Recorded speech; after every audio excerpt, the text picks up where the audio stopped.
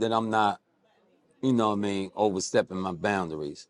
But this young brother, man, he just coming home from out the fad joint, and I made a post, and the post was both of his brothers got killed on the same block, the same day, and it nearly like I'm revisiting this pain all over again. And he happened to see it on my Instagram, and he reached out to me through a DM.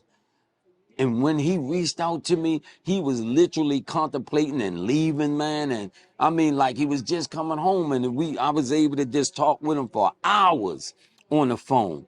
And he decided that the best thing to do was to stay put, because he could have easily walked out the door and walked in straight into trauma, just coming home. But he realized, man, that his little nieces and his nephews needed him. So he can tell his own story, but ain't no way in God creation I would have been able to ignore the question he asked and ignore him at the same time when I seen that energy coming from that direction. But this young king can tell his own story. But one thing I know for certain, it take a hell of a man to stay inside of a federal halfway house when something like that happens. You know, when tragedy hits like that, the first thing on your mind is get back. You know what I mean? Because that was a double blow to his mom's, and I went to see his mom's, made sure she was good, you know, and right now to the day, this what came out of that. This relationship that's gonna be forever. But yeah, that's what tragedy do. Sometimes tragedy creates the best, man. You know what I mean? One thing pressure does, I'm gonna end on this note. Pressure gonna do two things. It's gonna make a diamond or it's gonna bust a pipe. We let it make a diamond, babe, because we here shining. You heard? For sure. Y'all know what's going on. Look, hold on no matter what. Y'all can access this book Amazon. Amazon. Yep, yep. Or just come down to the center. We got a bunch of them. You feel me? Absolutely. Before we leave. Oh, you ready to say something? Want to say? No, no, no. It's all yours. Oh no, before we leave, because we can't that conversation cannot go unnoticed. I Mm, want to know for you, bro. Let me know who you are. yes. All right, my name Hustle, man. We met before, brother, good brother here. He like we kind of hit it off when we first met, but he kind of, you know what I'm saying. We ain't get to have this moment. We ain't get to actually Mm, sit down and open up and have this moment. So like for most of the people that know me or follow me, like it's hustle hard, too real on the gram. I'm always doing motivational speaking, and I'm always just talking my truth and just giving them where I come from and just opening up. But like Uncle T said, man, I was in a dark place. Like, you know, I'm the one that everybody go to for advice. I'm the one that always trying to bring positive energy, no matter what I'm going through, no matter what life taking me through. I always try to speak the positive and just wake people up from my own experiences and things I went through. And when I tell you, like, I was in a dark place, like I didn't know where I was going. I didn't know what I was like, where I was turning. I didn't know what I was going to do. And like this man really caused me. And it's funny to me mm, now because I don't listen to nobody. mm, Like I don't listen to nobody. Nobody, it's so hard to get through to me. And when he called me, and he was just like, I remember the conversation like it was yesterday. He was just like, get up. I'm in the bed with a sheet over my head, the mm, same mm, clothes mm. on that I had for 3 days. And I'm crying and I'm crying and I'm crying. Woo. And can't nobody get me up. I won't answer the phone for nobody. And it was like God, because something just told me to take that call. I wouldn't answer for nobody. I had probably like, and this is no lie, I probably had 30 something missed calls. And I was like, I'm gonna take this call because everybody keep calling me. And I answered. It was Uncle T. And he like, man, FaceTime him. And I'm under the blanket. He see me under the blanket. And he was like, bro, what's going on? You gotta get up. Like it make me tear up even when I think about it now. Mm, But it was mm, just so real because he like, bro, you gotta get up. Like, what are you doing? Like, get up. But it was like like you know, a father figure, a man, like a real man talking to me, telling me to get up, like fight back, get up. You need some fresh air, get in the shower, get yourself together. And he knew everything I was going through without him telling, without me saying it. Like he knew everything I was going through, and that was like that. You know, that energy, that fire I needed to get up, to keep going. When I started venting to him, just letting him know what I was going through, where my head was at, man, he understood it, and he just kept giving me advice, and he was letting me know that he had my back, and he was there for me, and that's what I needed the most. Let me ask you this, Hustle, man. Because I mean, like I was telling with T when he lost his son. That's a tough pill to swallow. And you know, for you, I'm sorry for your loss too, bro. You lost both your brothers same day, 12 hours apart, on the same block. I mean, stuff like that, you just can't make that up. You know, that is written, but it just you just can't make that up, bro. I want to know from you, like you the man, you the product. How was you able to, like, oh, he did his part and pick you up. How was you able, like, for you to get past that and kind of forgive your brother's killers? Now that's a deep one. That's one of them ones, and I'm gonna be honest with y'all, cause I always keep it real. That's one of them ones that I fight with daily, like the forgiving part, because I can't sit here and look nobody in the face and actually say I can forgive them. I can't do that.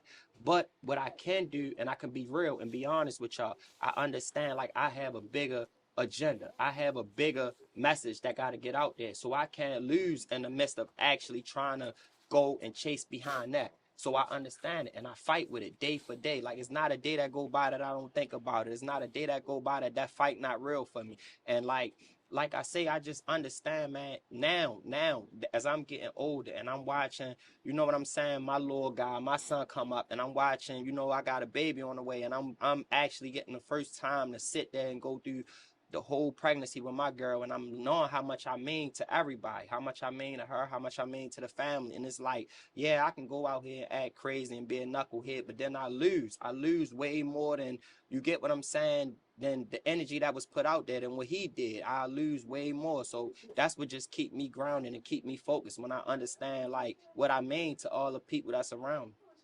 I'm gonna be the one to tell you this, bro. Uncle T come into your life and give you that realization that, bro, it's gonna get better. I feel like God got a plan for you in a sense. I don't want to start quoting Roddy Rex now, but I'm for real. Like God really got a plan for you because you got to think. You could have easily went back outside Mm. and tried, avenge your brother's death, or just went off on a loose end. You just Mm. came home when the situation happened, right? Yeah, I was in the halfway house. Oh my God! Like coming Mm. from a halfway house, bro, to like lost with your brothers. I want to know for you, like that kind of put you in the space of knowing, like, okay, I got greatness coming. Like, something great gonna happen for me. I know that's a dark space to be in. I know it's kind of hard to find silver light in a situation like that.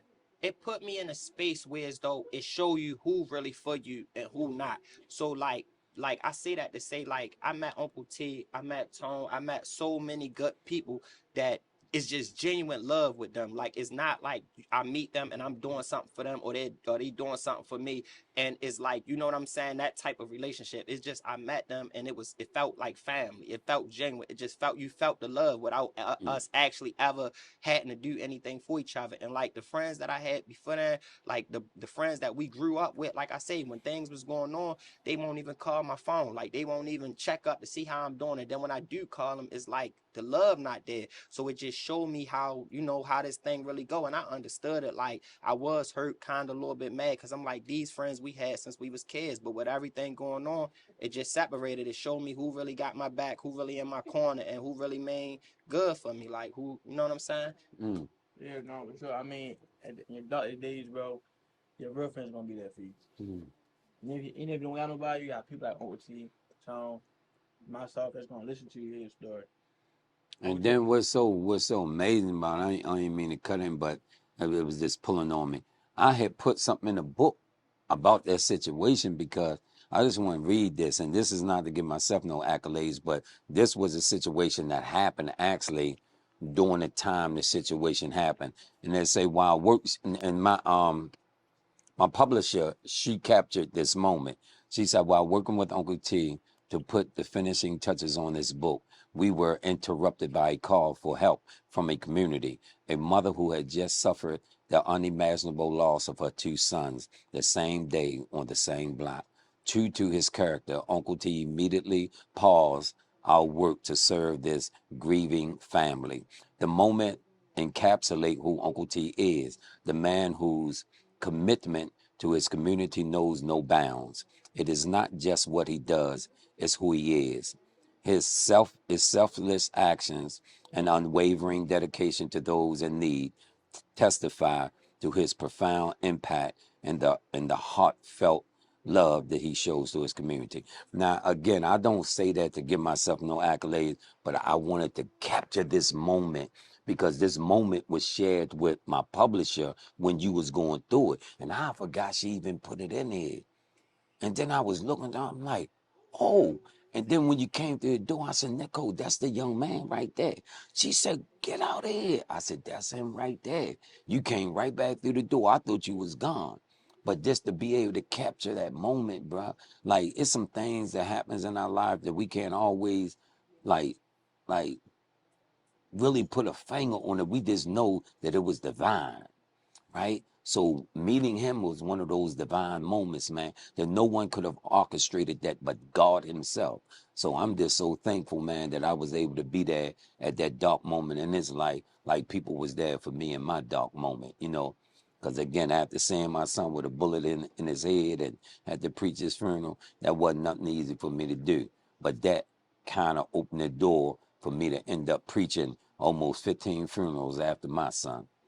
But my son allowed me to know that it's all right, Dad. You know, so, but yeah, man, I love you, man. You know, yeah, bro, it's hard to find this kind of love, bro, because people be It's faking so genuine. I much, already bro. said it's Like, genuine. there's a lot of fakeism out there, bro. I knew at times he would like, man, is these dudes real? Because, bro, from out of nowhere, we can't even go into all the what transpired with us since then. But I can surely can attest to the fact that it was pure and authentic, and it took some time for him to realize that that was the case. Because we always suspicious about new people coming in Right, our for sure. lives. You know what I mean? So yeah, man. That I mean, I feel like, bro, that just showed a true testimony of your character, and that is always somebody here. Because you got to think, OT could have easily been like, no, I'm writing my book. I'm gonna handle that later. You know what I'm saying? But you put that aside, Mm, that he needed you. mm, I mean, you can't make this up, bro. That's real. yeah. So it's all good in the hood. Yeah.